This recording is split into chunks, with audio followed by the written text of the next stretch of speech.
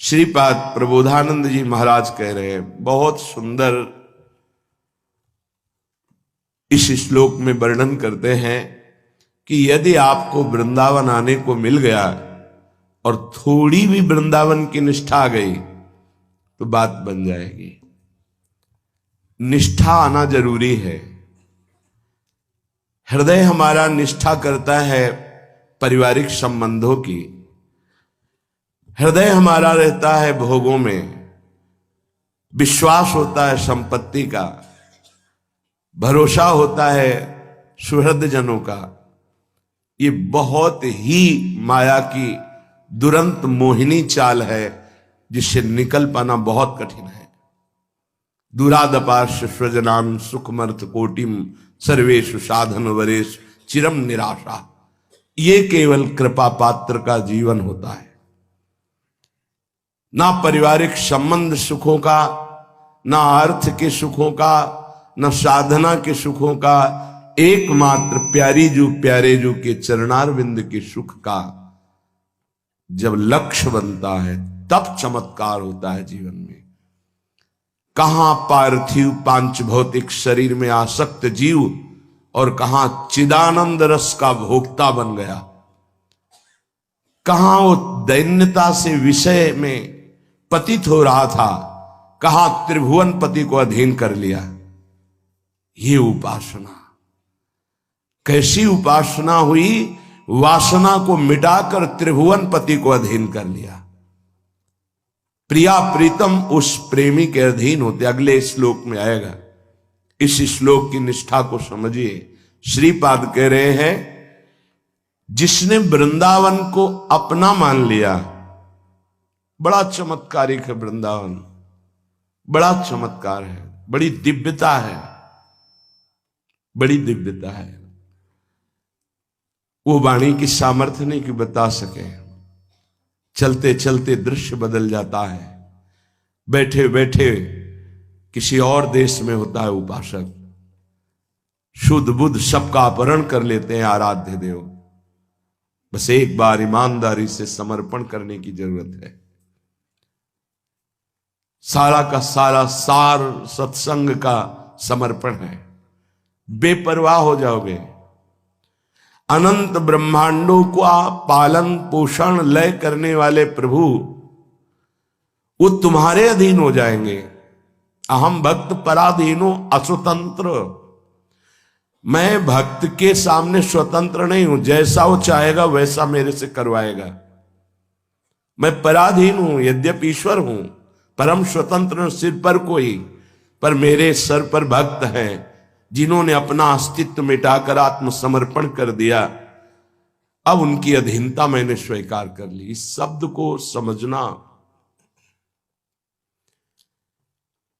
कोई बड़ा पदाधिकारी आके आपसे हाथ मिला ले तो पूरे जीवन आप नहीं भूलेंगे कि मुझ गरीब से वो हाथ मिलाए, मुझे छाती से लगाया। अनंत ब्रह्मांडों का ईश्वर कह रहा है मैं तुम्हारे अधीन हो जाऊंगा और तुम्हें अनुभव में आएगा। ऐसा नहीं है कि केवल कोरी बातें रहती हो। नहीं नहीं, एक एक पल में उनका सानिध्य अनुभव होता है। एक एक पल उनका प्यार दुलार।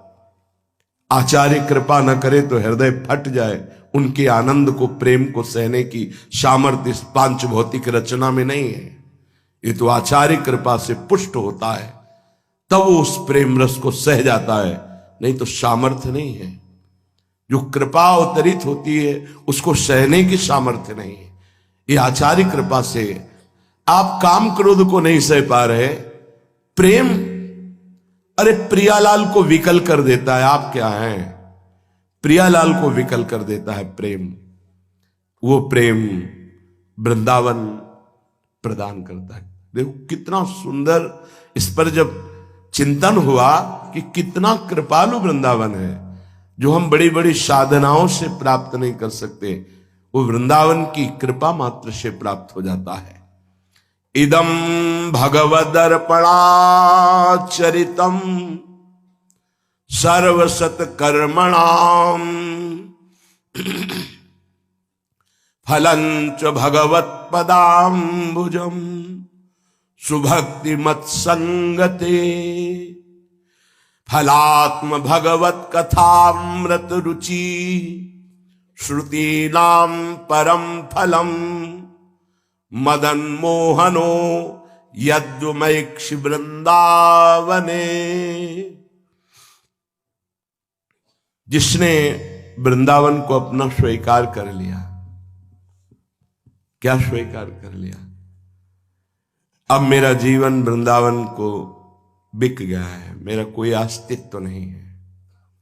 आप अमुक जगह नहीं गए, आपका वहां नहीं गए, उनसे मिलने नहीं गए, वहां नहीं, मेरा अस्तित्व नहीं है, मैं बिका हुआ हूं, वृंदावन के हाथ बिक गया हूं। और सब धाम सब पुरियां जहां जहां प्रभु प्रकट होते हैं, लीला करते हैं, इसी बात की तो है। तो वृंदावन धाम तो प्रेम धाम है, किसी भी धाम की रच की महिमा का वर्णन नहीं, लेकिन ब्रज रच का स्पष्ट, किसी भी धाम का कोई भी महात्मा हो, ब्रजरज की महिमा वर्णन, जिनकी रज की वंदना शिव शनकादि करते हैं, जिस रज में गुलमलता औषधि बनना ब्रह्मा जी और उद्धव जी चाहते हैं, उस परम धाम का क्षेत्र संन्यास है। क्षेत्र संन्यास, इस 84 कोश भूमि के बाहर प्राण निकल जाएं पर शरीर नहीं जाएगा। निष्ठा, भगवान बिक जाते हैं, नाम रूप लीला तीनों धाम प्रदान करता है। बहुत जोर का इसका भाव है। जब कोई वृंदावन से अपनापन कर लेता है तो इदम भगवद अर्पणा चरितम, उसके जितने आचरण होते हैं वो सब भगवद अर्पण, भगवत प्राप्ति कराने वाले होते हैं। ऐसा वृंदावन बना देता है, पक्का बना देता है। जो सुधार साधना से नहीं हुआ वो सुधार वृंदावन ने कर दिया। जहां हम डरते थे वहां से निर्भय कर दिया। जहां लगती थी कहीं चूक ना हो जाए वो जगह ही हटा दी, वो स्थान ही हटा दिया। ये जाने मोरी छाती, हृदय जानता है, वो बाहर की व्याख्या नहीं।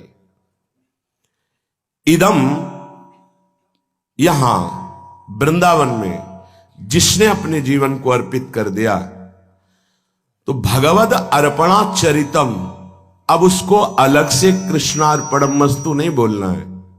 ये धाम की महिमा देखो, उसके जितने आचरण हैं वो सब भगवत प्रसन्नता वाले बनेंगे।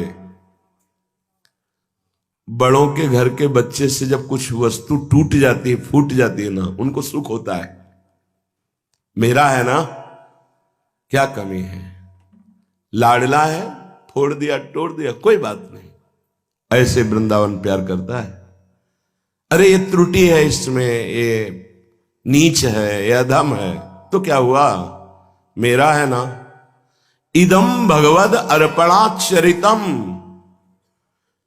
छोटा बच्चा दौड़ करके जब पिता की गोद में बैठता, उनकी दाढ़ी नोचता, थप्पड़ मारता है तो पिता को सुख होता है, अपमान या दुख नहीं। ऐसे वृंदावने प्रभाव सुनु अपनो ही गुण देत, किनको, जिन्होंने वृंदावन को अपने आप को बेच दिया।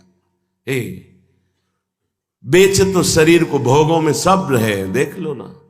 एक बार भगवत धाम, भगवत नाम, भगवत चरणारविंद में अपने को अर्पित करके तो देखो।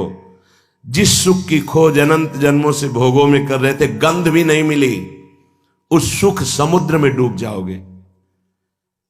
यह अलौकिक सच्चिदानंद मार्ग है। तुम लौकिक बुद्धि के कारण नहीं जान पा रहे हो तो सदगुरु, शास्त्र, इन पर विश्वास करके इनके वचनों को मान लो। वो अव्यक्त वस्तु तुम्हारे सामने व्यक्त हो जाएगी। कहते हैं हमने प्रभु को देखा नहीं तो प्रेम कैसे करें। तो अपने को देखा है क्या आपने? फिर भी प्राणपन से प्रेम करते हो। अपने को देखा है? आप अपने को कभी नहीं देखा है, तभी तुम्हारी दुर्गति हो रही। तुम देह को देखा है, मन को, बुद्धि को, स्वभाव को। ये तीनों शरीर हैं, प्रकृति के हैं।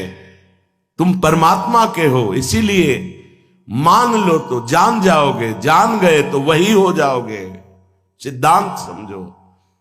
इसीलिए गुरुदेव का वर्णन किया जाता है, शास्त्र श्रवण किया जाता है। उस अव्यक्त परमात्मा को प्यार करने के लिए। जैसे तुम अव्यक्त हो, तुम्हारा स्वरूप आकार रहित है, तुमने आकार में फंस करके अपने आप को बंधन में बांध लिया।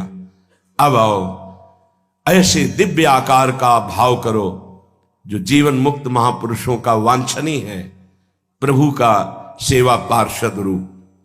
कैसे करे, मेरी सामर्थ्य नहीं। बोले धाम का आश्रय ले लो, धाम की प्रियता स्वीकार कर लो, तो इदम भगवद अर्पणाचरितम, जितने आचरण है वो सब राधा वल्लभ अर्पणम मस्तु नहीं बोलना पड़ेगा। शयन से लेके जागृत तक, जागृत से लेकर शयन तक, और जीवन से लेकर मरण तक तुम्हारे हर आचरण भगवत प्रसन्नता वाले हो जाएंगे। हर आचरण, इसको समझाया नहीं जा सकता, इसको केवल हृदय जानता है। जिन आचरणों में निषेधात्मक शास्त्र आज्ञा है, शरणागत के द्वारा अगर कहीं चूक हो जाती है तो शरण्य मुस्कुरा करके आनंदित होकर उसे अपनी गोद में ले लेते हैं। ये समझ में नहीं आएगा। जैसे छोटे बच्चे से कोई गलती हो जाती, त्रुटि हो जाती, मल में गिर जाता है, तो मां कैसे, रो मत, आ जाओ गोद में। ऐसा प्यार शरणागत को प्रियाजू करती हैं, प्रियाजू का धाम करता है। ये चिदानंद धाम कोई जड़ देश नहीं। मान लीजिए, मान लीजिए कि आप वृंदावन धाम के हैं, बहुत जल्दी काम हो जाएगा। हमारे कर्म बंधन जो हमको दंड देने के लिए तैयार हैं वो नष्ट हो जाएंगे। अहम न करो, अपने आप को महा आनंद सुख में पहुंचाने की चेष्टा करो।